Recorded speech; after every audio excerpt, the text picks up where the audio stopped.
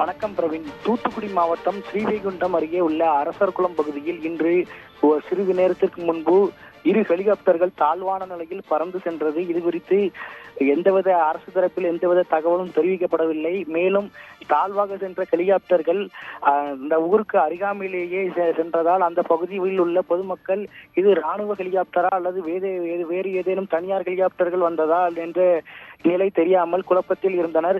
மேலும் இது குறித்து காவல்துறை தரப்பில் கேட்டபோது கடந்த ஸ்ரீவைகுண்டம் பகுதியில் கடந்த டிசம்பர் மாதம் ஏற்பட்ட பெரு வெள்ளத்தின் காரணமாக மீட்பு பணிகளில் பெரிதும் உதவியது ஹெலிகாப்டர் என்பது ஒரு அத்தியாவசிய பொருளாக இருந்தது.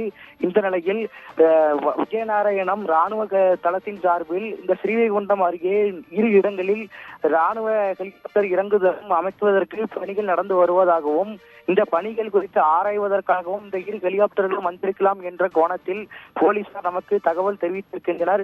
மேலும் இந்த ஹெலிகாப்டர்கள் வேறு இந்த ஹெலிகாப்டர் இறங்குதளம் அமைப்பது குறித்து ஆய்வு செய்ததா அல்லது வேறு ஏதேனும் பணிகள் செய்ததா என்பது குறித்து இதுவரை அதிகாரப்பூர்வமான தகவல்கள் வெளியாகவில்லை. மேலும் தூத்துக்குடி மாவட்டத்தின் தென்பகுதியில், அதாவது குலசேகரன்பட்டினம் பகுதியில் இந்திய விண்வெளி ஆராய்ச்சி நிலையம் சார்பில் சிறிய ரக ராக்கெட் ஏவுதளம் அமைக்கும் பணிகளும் நடந்து முடிந்து கடந்த பிப்ரவரி மாதம் ஒரு ரோகிணி என்ற ராக்கெட்டும் ஏவப்பட்டது. அதனைத் தொடர்ந்து கடந்த மாதம் அந்த பகுதியில் விண்வெளி பூங்கா அமைப்பதற்கான பணிகளும் நடைபெறும் என மத்திய அரசு உறுதியளித்து அதற்கான ஆரம்பகட்ட பணிகளும் நடைபெற்றது.